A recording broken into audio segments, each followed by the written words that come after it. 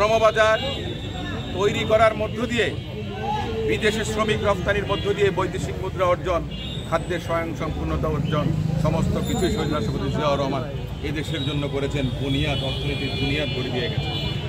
তার ধারাবাহিকতায় দেশনেত্রী বেগম খালেদা জিয়া যখন 1991 সালে ক্ষমতায় এসেছিলেন, তখন দেশের মানুষের জন্য তিনি জিয়াউর রহমান ফাউন্ডেশনটি তৈরি করেছিলেন শহীদ রাষ্ট্রপতি জিয়াউর রহমানের আদর্শ বাস্তবায়ন করা, সাধারণ মানুষের, অসহায় মানুষদের পাশে দাঁড়ানোর জন্য, সচেতনতা বৃদ্ধির জন্য সাধারণ মানুষের মাঝে।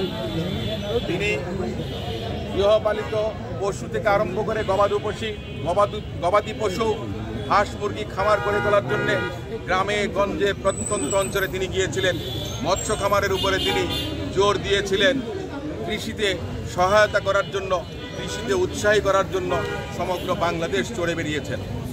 জনাব তারেক রহমান সাহেবের এই মহৎ উদ্যোগ জিয়াউর রহমান ফাউন্ডেশন, আপনারা ইতিপূর্বে জেনেছেন যে কোভিডের সময় সারা বাংলাদেশে ট্যাবের ডাক্তারদের মাধ্যমে রোগীদের পাশে দাঁড়িয়েছিলেন।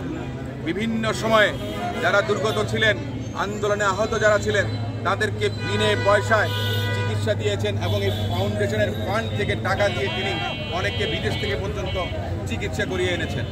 এই ফাউন্ডেশন খোঁজ নিচ্ছে জুলাই আগস্ট অভ্যুত্থানে যারা আহত হয়েছেন তাদের পরিবারের পাশে দাঁড়িয়েছে, যারা নিহত হয়েছেন তাদের পরিবারের কাছে গেছে। সেরকম একটি উদ্যোগ এবং ছোট্ট একটি প্রয়াস। এই বর্ষাকাল, এখন রিক্সাওয়ালা ভাইয়েরা ভিজে, কখনো গরমে ঘামে ভেজেন, আর কখনো বৃষ্টিতে ভেজেন। যে সমস্ত রিক্সাওয়ালা ভাইয়েরা, তাদের জন্য আমাদের এই ক্ষুদ্র প্রয়াস।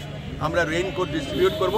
আমরা আমাদের দলের প্রতিষ্ঠাতা শহীদ রাষ্ট্রপতি জিয়াউর রহমানের আত্মার প্রতি গভীর শ্রদ্ধা জানাচ্ছি এবং আপনাদের সবার কাছে ওনার জন্য দোয়া চাইছি। আমরা সেই সঙ্গে শহীদ রাষ্ট্রপতি জিয়াউর রহমান, তিনি বাংলাদেশে বহুদলীয় গণতন্ত্র প্রতিষ্ঠা করেছিলেন। যেই গণতন্ত্রের জন্য আমরা 15 বছর লড়াই সংগ্রাম করেছি, তার পূর্ণতায় জুলাই আগস্টের অভ্যুত্থানের মধ্য দিয়ে আমরা চাই আমাদের দেশের জনগণ ভোটাধিকার প্রয়োগ করতে পারুক। আগে 3টা নির্বাচন, যে যুবকের বয়স 18 হয়েছিল, সে আজ পর্যন্ত ভোট দিতে পারেনি, তার বয়স 30 হয়ে গেছে।